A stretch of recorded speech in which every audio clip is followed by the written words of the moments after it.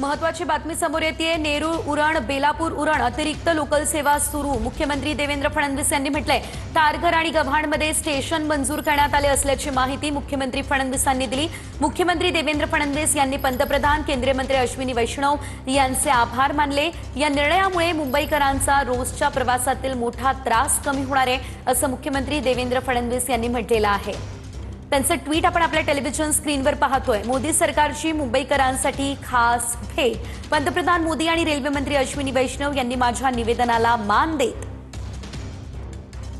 नेरूळ उरण नेरूळ 4 फेऱ्या आणि बेलापूर उरण बेलापूर 6 फेऱ्या या अतिरिक्त लोकल सुरू केल्या आणि याबद्दल तसेच तारघर आणि गव्हाण येथे स्थानक मंजूर केल्याबद्दल मनापासून आभार।